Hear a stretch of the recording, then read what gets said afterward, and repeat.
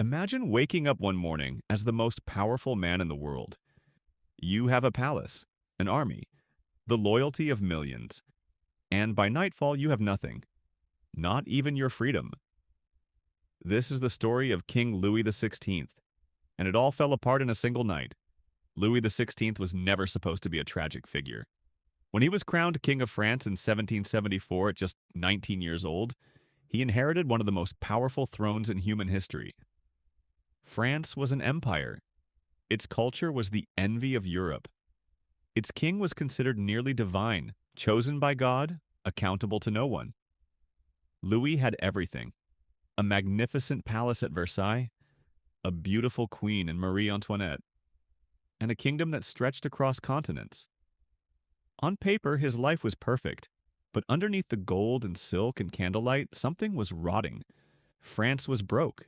I'm not struggling, not in debt. Broke. Decades of costly wars, including funding the American Revolution, had nearly emptied the treasury. The government was spending far more than it earned, and there was no easy fix in sight. Meanwhile, the people of France, like the farmers, the workers, the everyday men and women, were starving. Bread prices soared, harvests failed. A single loaf of bread could cost a worker an entire day's wages. Mothers couldn't feed their children, and all around them, the nobility lived in excess: feasts, balls, designer gowns. The contrast was impossible to ignore, and the people of France were done ignoring it. Louis knew something had to change. He wasn't cruel, he wasn't stupid. In fact, by many accounts, he was a gentle and intelligent man, deeply interested in science, in maps and mechanics, and he genuinely wanted to help his people. But wanting to help and knowing how to lead are two very different things. Hey, every time Louis tried to reform the tax system, the nobles blocked him. Every time he attempted to fix the budget, he was outwitted by the political machine around him. He hesitated when he should have acted. He retreated when he should have stood firm.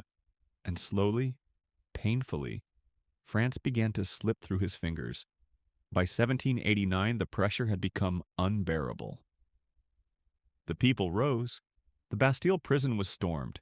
The French Revolution had begun. Louis tried to adapt. He accepted a new constitutional role that limited his power. He appeared before the National Assembly. He made promises. But trust once broken is nearly impossible to repair. The people had seen too much, suffered too long, and no amount of royal gestures could erase years of inequality and indifference. Then came the mistake that sealed his fate. In June of 1791, Louis and his family tried to flee France in disguise. They planned to reach the Austrian border, regroup, and potentially return with foreign military support to reclaim full power. It was a desperate plan, and it failed spectacularly. They were recognized at a small town called Varennes and brought back to Paris under guard, a king being escorted home like a fugitive. Whatever credibility Louis had left vanished in that moment. He had tried to run. To the people of France, that was all the proof they needed. Their king had never truly been on their side. Now, France was turning against him openly. Radical voices grew louder. The monarchy itself was under attack. And Europe's kings were watching nervously, knowing that if a revolution could topple the most powerful throne in France, no throne was truly safe. Austria and Prussia began mobilizing forces near the French border, threatening to restore Louis to power by force. The French revolutionaries saw this as confirmation. Louis was conspiring with foreign enemies against his own people. The rage that had been building for years was now reaching its boiling point. And then came the night that changed everything. August 10th, 1792. Before dawn broke over Paris, something extraordinary and terrifying was already in motion. Thousands of revolutionaries, armed citizens, militants, and radical forces known as the Sans-Culottes were marching toward the Tuileries Palace, in where Louis and his family had been living under de facto house arrest for months. Word spread fast. The palace was going to be taken. Perhaps the king himself would be killed before sunrise. Louis was awake. He knew what was coming. His advisors were frantically scrambling. His guards, the Swiss Guard, stood at their posts, loyal and outnumbered. Outside the palace walls, the crowd was growing. Torches lit the dark. Drums beat in the distance. And the King of France, the man who once commanded the most powerful army in Europe, sat inside his palace and waited. The assault began with terrifying speed. The mob surged through the gates, gunfire crackled. The Swiss guard fought desperately, but they were overwhelmed. Hundreds of them were slaughtered, not captured, not arrested. Slaughtered in the courtyard, in the halls, heaped on the staircases. The palace was overrun within hours. The furniture was smashed. Portraits were torn from the walls. The symbol of royal power was being dismantled, room by room. Louis, Marie Antoinette, and their children fled to the Legislative Assembly building nearby, throwing themselves on the mercy of the very government that had stripped him of his powers. He was no longer a king making a decision. He was a father trying to protect his children. In a matter of hours, the most powerful man in France had been reduced to a refugee in his own capital. The Assembly suspended the king from his duties that very day. Louis XVI was no longer king of France. He was a prisoner. He and his family were locked in the Temple, a medieval fortress tower in Paris. Stripped of titles, stripped of dignity, stripped of almost everything. Yet the man who had once held absolute power over millions was now dependent on guards for his basic needs. The contrast was devastating, and it was only going to get worse. In December of 1792, Louis was put on trial, not as a king. Kings don't stand trial. As a citizen. Citizen Louis Capet, the Assembly called him, deliberately erasing his royal name and everything it represented.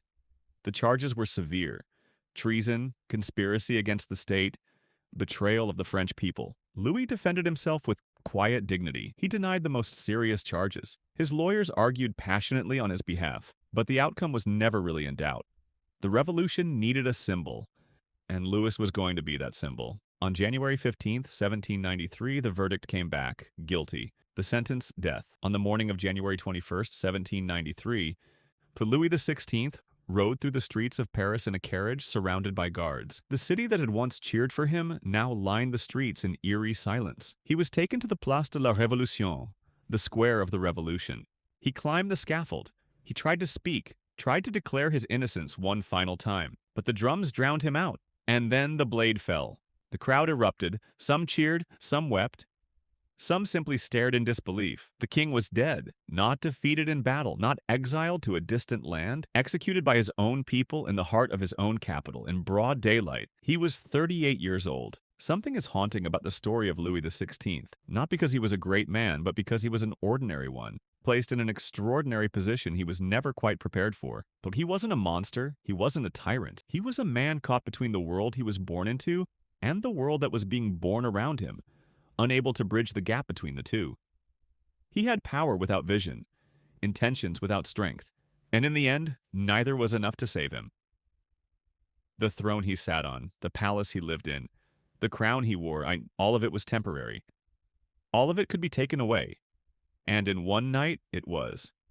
Power is never truly permanent, and history has a way of reminding us of that, one fallen crown at a time.